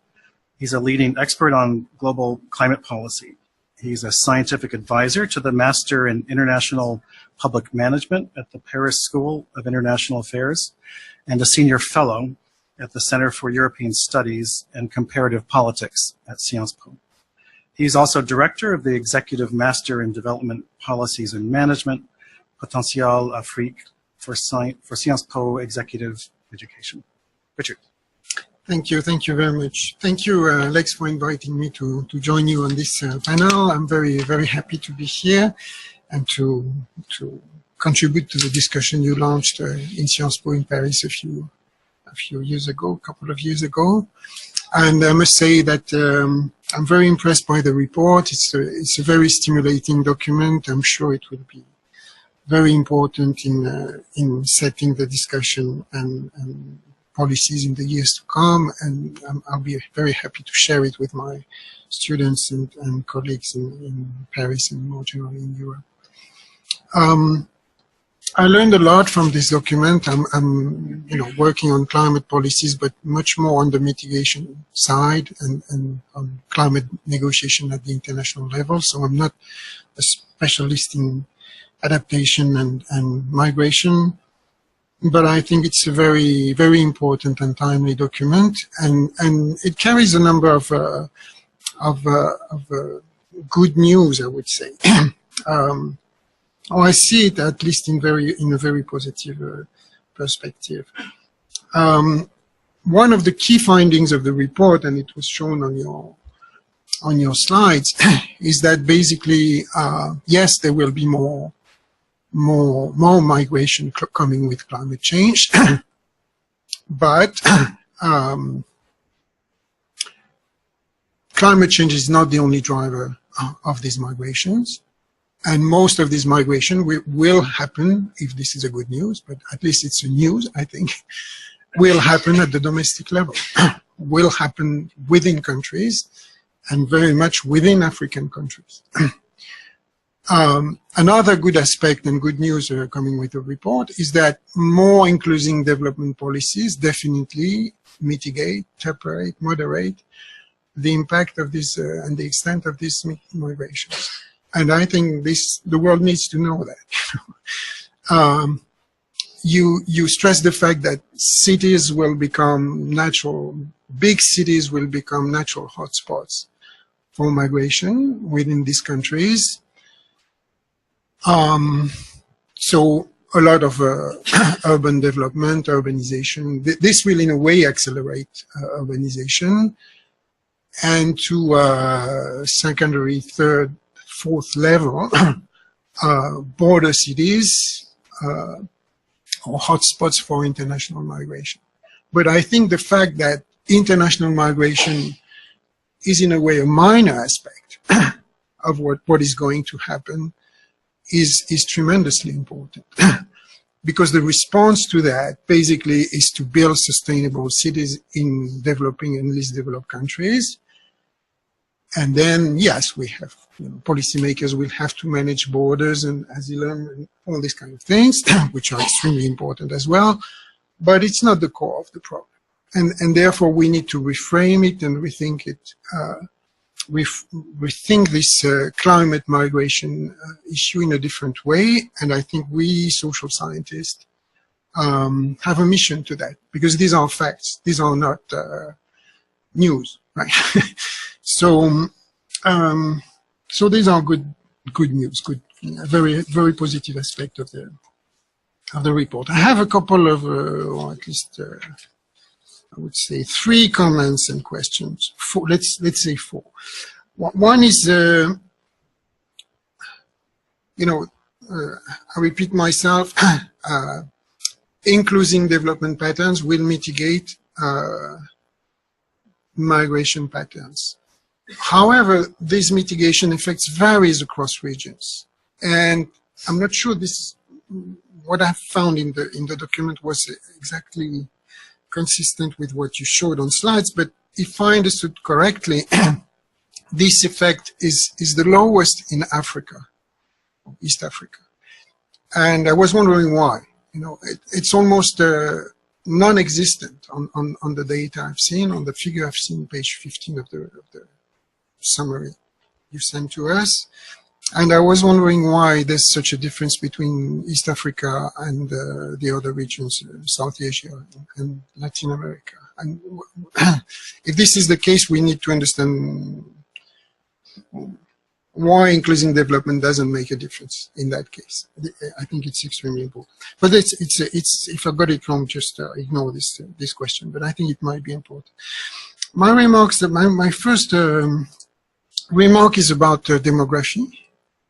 I understand you incorporated population change and demography within your own models. I'm not sure if you did it with your own data or with the data published by the UN population. But in any case, again, when we look at Africa, the numbers are absolutely astonishing. and therefore, what will be the impact of population growth versus climate change in driving these migration patterns is very important to disentangle. Probably it is somewhere in the report, and your counterfactual scenario is in a way a response to that. But still, I would like to know, are we talking about 50-50 or 20-80, or what will make the biggest contribution? And I think when we move to policy recommendations, I suspect, grossly speaking, the most affected areas are also the poorest areas with the highest demographic trends. And therefore, I'm wondering if it's reasonable to think of any policies in that area without embarking some kind of population management, family planning, and this kind of things. Particularly because, we're talking migration, and we know children, migrants are often children, and they're extremely vulnerable in these situations, and so on and so on. Richard, could I just ask if maybe you picked just one of your remaining points? Okay, I'm already too long, I'm sorry. So I'll leave climate citizenship because I think we addressed this a little bit with Sarah, and I would like to just mention Michael Doyle, who's actively working with his students to try to contribute to this debate. But again, I also think that we need to advance in the direction of cosmopolitanism. With regard to that, one word about planning. When we look at adaptation policy, I think we have a very important challenge for policymakers and policy analysts, but we need to frame it the right way. And what strikes me is that if you look at climate finance, for instance, 80% of climate finance goes to mitigation. 80%, that's a lot. So we miss public finance in that sector. And as a political scientist and policy analyst, I would say I think that we need public intervention. We need, you know, I don't see, the green economy is not going to build dams or provide welfare assistance to refugees. So we need public funding, not loans. We need a kind of neo-dirigism. We need a strong state and strong state institutions very present in that area. So in a way, it's a return to dirigism. But when you look at what the adaptation committee publishes on the need of the countries filling their national adaptation plans, they refer to this, you know, capacity building for planning, policy coordination, and so on. So I think multilateral institutions have a role to play here in providing and developing these capacity, the building of these capacities, probably in a renewed way. We're probably not returning to ancient modes of policy making, but there is a strong expectation there for this mode of public intervention. Thank you very much. I'll leave it there for the sake of the discussion. So we're about to turn it over to the audience. I just wanted to put one 20-second spin on this. If this were a journal and these were the reviewers, I would say they liked it, but the report is far too timid. Reviewer 1 said that the impacts are going to be much bigger than the models make you think. Reviewer 2 says that the impacts are going to be much sooner than the models make you think. Reviewer 3 said that the mechanisms are far more terrifying than you think. And the reviewers 4 and 5 said that your policy ambitions are way too low. So either revise and resubmit, or double down and explain why your approach is actually better. And I think there's an argument lurking there that you've got an entry point that's going to take root better and have more positive impacts than these alarmist approaches, which don't have a good track record, right? But you've got to do one thing or the other. So let's open it to the audience. We have a microphone that's circulating. If you want to raise your hand and ask your question.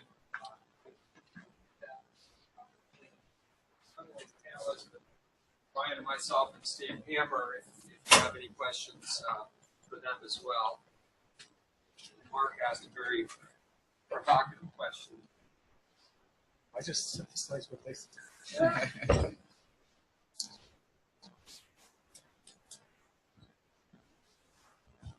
Hi, this is Alex Ruane from NASA Goddard Institute for Space Studies and the Columbia Center for Climate Systems Research.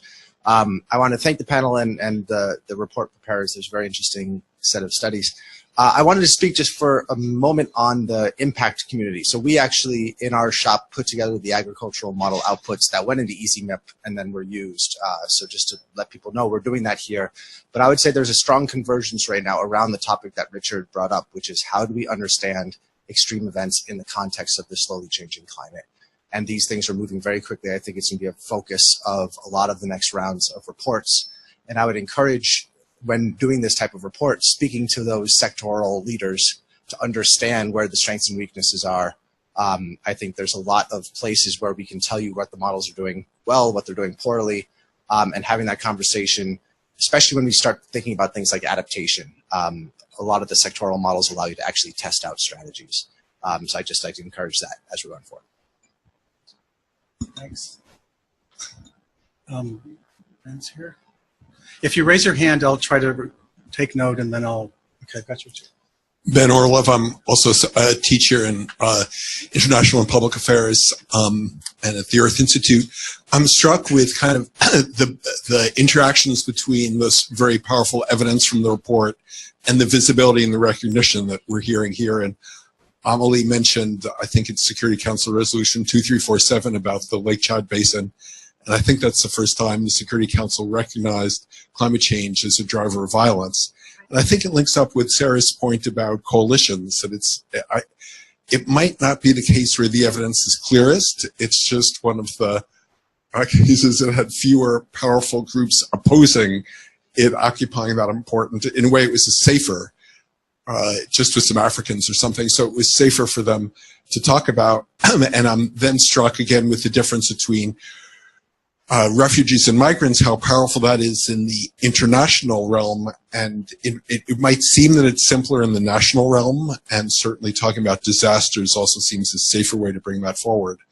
But I think it's worth perhaps recognizing that the issues of citizenship that are so important in the international realm are also present in the national realm. I'm thinking of some of the countries where people are migrating from one ethnic territory to another, certainly in Ethiopia and indigenous people in Mexico. I'm thinking of the precarious status of recently arrived migrants in cities in terms of access to housing and jobs and other kinds of facilities. So I think there are these questions of the interaction between the categories, the old historic categories that were crafted over decades in these international organizations, and the pressure from all this new evidence. How do you bring those? And in that sense, the international versus national dimension plays out not merely in two types of migration, two types of physical movement to physical bodies in response to climate change, but two patterns of visibility. So I propose we get these two interventions in the third row there, and then see if any panelists want to do a quick response to any of the things that have been said so far. Hi, my name's Margaret Perkins. I just wanted to follow up from what Richard Balme said. One of the questions about do you have an answer to his question is what is the relative contribution of natural population increase as opposed to climate change? And if you do you see a difference between the three different areas?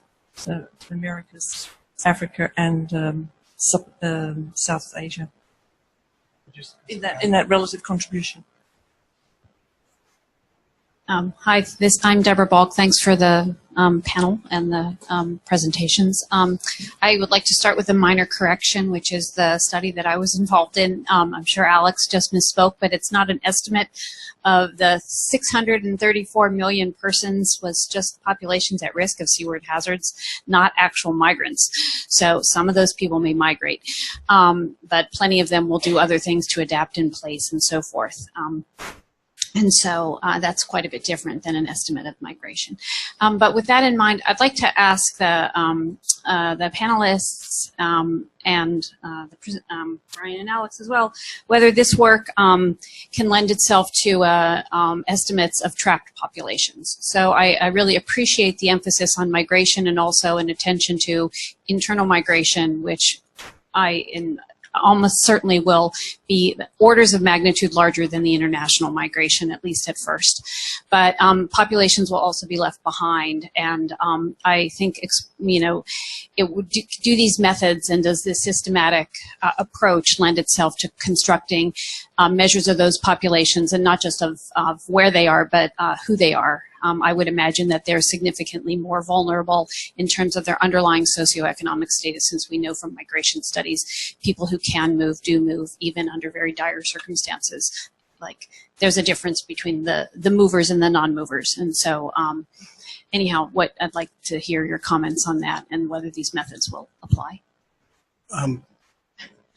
My question kind of builds on Deborah's, okay, but just about sort of the policy implications and resources that can be allocated to this area, and whether any of the panelists have opinions about sort of using resources and development to help people stay, if that's what, if they want to stay in a certain area, to build adaptive capacity to stay in those areas, as compared to sort of facilitating migration, and then what that looks like.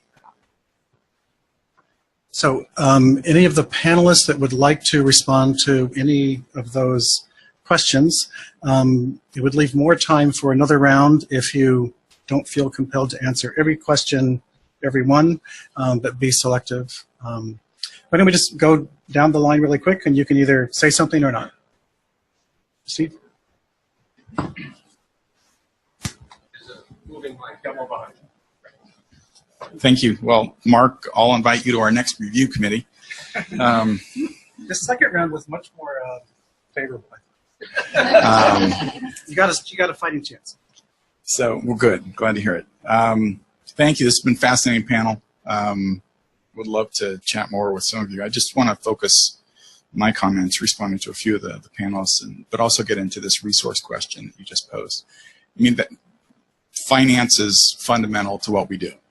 And so I'm also helping to lead the bank's climate engagement with the G7 and the G20. And this issue of resilience or adaptation finance is front and center in that conversation, recognizing this dramatic bias towards mitigation activities to date. And so part of that is how do we remedy that as part of our normal development work. And there are, all the multilateral development banks have a tracking system. All of us committed back in late 2014 to targets, performance targets in terms of climate finance. Delivering what proportion of our development finance will deliver climate co-benefits, either in terms of adaptation or mitigation. And there's been a methodology that has been agonized over for many years. We all follow it. It'll be changed at some point in the future, but we're all using it rigorously right now, and all of our performance is getting better as we all go through this mainstreaming exercise. We're very close to achieving the targets that we set for 2020. So we're very pleased with the progress that we've seen. But very much core to that is how are we doing what the country has asked help on anyway for development purposes, cleaner air, less traffic, housing, whatever it is. How can we do that in a way that embraces adaptation or resilience, delivers mitigation? So that is a part of every single project that we do. There is a conversation that comes up at the decision meeting before the board takes action to approve it or not. This information is openly discussed. So that's part of what I meant about the mainstreaming exercise and how the data of having this kind of data helps facilitate that conversation. Now we'll have this new data point which says, are we not just taking account of decreasing water availability, and have you designed the investment appropriately to account for that over a decadal perspective? But now we can understand that there may also be some population movement projections on top of that we should also be accounting for. And are we adequately doing that? So that's what I'm saying, that this kind of research really benefits us internally because we can have a much better informed conversation, design conversation, project conversation about the validity of any particular investment and will it achieve the long-term development goals that our clients are looking for. Okay, I can speak to some of the technical questions, particularly Richard, your question. I want to make sure I have this correct. And you were concerned with, I'm sorry? Oh. I'm sorry, we're just saying it would probably go over a few minutes, but okay. Yeah, just keep. Okay. The lack of real decrease in terms of the projected migration under the more inclusive development scenario. Sure. And there were really two primary factors at work there. One was certainly population pressure, in that we see these countries projected under any scenario to grow much more than many countries in other regions. But two, you had a kind of a particularly in countries like Ethiopia, a strange pattern in which the RCP 8.5, the more pessimistic climate scenario, produced more rainfall in many areas that wound up attracting population. So even in the more inclusive development scenario where we're altering the SSP or we're altering socioeconomic conditions, the climate scenario remains constant. So relative to the pessimistic scenario, you're still seeing people attracted by an actual increase in water availability through some of the agricultural regions of the country. So it has that impact of actually creating what you might consider positive migration towards places where livelihoods become more possible as a function of changes. And I guess one of the morals of the story there is there are regions where climate change could lead to positive outcomes, at least within the context of the models we're using. That's not to say by any stretch that we should not be paying attention to these situations or assume that all outcomes are going to be good. But you have to be very aware of what's going on at the subnational level that could really drive some of these patterns that on the surface look a bit strange. And I think that was one of the fun parts of the work, was really diving into those numbers at the very local level. Two, I wanted to speak to Deborah's question related to trapped populations because it's a good one. Within the context of this type of model, this really top-down, broad model that's meant to capture broad trends, it lent itself to this work because we were looking at hundreds of countries where we needed consistent data such that we had comparability across outcomes. So are we able to estimate trapped populations? As a residual, yes, but as a function of the characteristics that you're talking about, no. And part of the problem there is there's a real lack of data related to projections of different types of socioeconomic status, education at the kind of spatial resolution that this study was conducted at. And I think this is an important area where others may make mention of the fact that there are alternative modeling approaches that can be nested in this type of approach that make it easier to get at those questions. But one point that really should come out of this conversation is the need for additional data to address those kinds of questions. And I ask you guys to just pick so that we can get a diversity. Sure. Well, just one. It's not really an answer, but one. I think what you said about positive migration is really important. I think to answer to your question, yes, we need to develop. If migration has to be, then it's not necessarily a bad thing, and governments need to plan in advance and to accompany, to facilitate, to organize migration in a positive sense. So that's one aspect of things. I think the Chinese government has experience in managing this kind of situations, because some of the Chinese provinces are overpopulated. I think of Sichuan in particular, and the government encouraged the population to migrate to other provinces, sometimes decently, sometimes with more difficulties, especially with the construction of dams and so on. But still, everything is not negative in this kind of policies, and sometimes it can be successful. Thank you.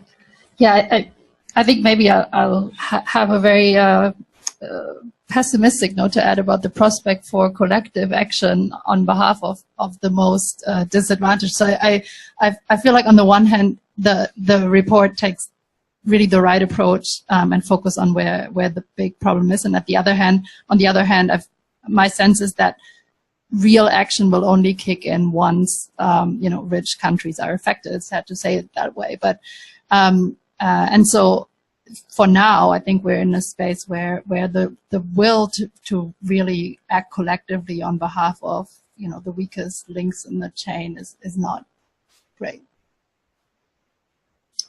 I'm to the question about trapped populations. I mean, in general, I would say, and specifically to the Lake Chad Basin, that it really comes down to the political will of the states that are involved in this conflict. There are millions upon millions of people still trapped in the Lake Chad Basin who haven't left for a variety of reasons. And there are climate adaptive strategies that exist that can't get to them. But as I said before, that's not necessarily just because of the conflict, it's also because this is such a highly underdeveloped region. So the political will, extends to a commitment to develop the region, but also to negotiate with a non-state actor, if that may be the case. So I think that's incredibly tricky, but is the reality, and not just for the Lake Chad Basin, but for many conflicts that we don't have the time to get into. And to Ben's point about the Security Council, I ran out of time, so I didn't get to mention, the very important operative clause 29 in that resolution. For the first time ever since 2007 that the Council has been speaking about climate change, this was the very first resolution that actually adopted the term climate change and went on to actually say ecological reasons, water scarcity, droughts, and called for more data vis-a-vis climate change and risk assessments that very much sort of pointed to the Council's interest in potentially framing the conversation in terms of climate change as a security threat, which in this room we should really take note of, because if we are going to sort of move the needle forward and look at climate change, well, you know, that whole broad, what that encompasses, and its ability to exacerbate conflict, then the Security Council is really the means through which we should sort of sit up and take note. If they specifically ask for more data and risk assessments, then I think we have, you know, really sort of a beacon of hope there.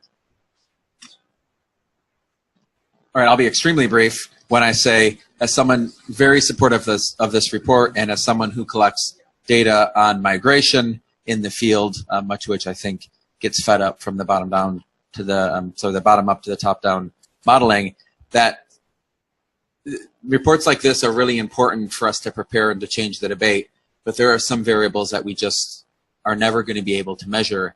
And just to wrap up with a story, that young boy that spent 9 months being beaten and tortured and going through what sounds like the worst experience any of us could ever even imagine, was on a boat and was about to land in Italy. And I asked him, you know, knowing what you know now, would you have done this again? And he said, absolutely, I had no other choice. So I think there are some things that we can measure about migration, the likelihood of moving from A to B based on climate or conflict. But this driver of migration is so strong, and it is pushed by many factors, including population growth, climate-induced migration, conflict, etc. But some of them, I think, are just unmeasurable, and we should keep that in mind when we prepare and think about these things for the future. So briefly, regarding Brian's reply about East Africa, just say it again, don't trust the models when it comes to the projections for East Africa. There are very good reasons why they have systematic biases there, and there's a very good chance it's not going to get wetter in East Africa, and it may well, in fact, get drier. One of the positive notes I thought that was in the report was when you see those numbers are much lower for migrants for reduced greenhouse gas emissions. It is often said, it doesn't matter what we're going to do to greenhouse gas emissions now. It's too much of the climate change is already baked in the system. Forget about it. There's clearly, for this and many other problems, that's not the case. We've really got to keep the focus on reducing greenhouse gas emissions, because while much climate change is indeed inevitable, the worst can still be averted over the coming decades if we have become aggressive about reducing emissions.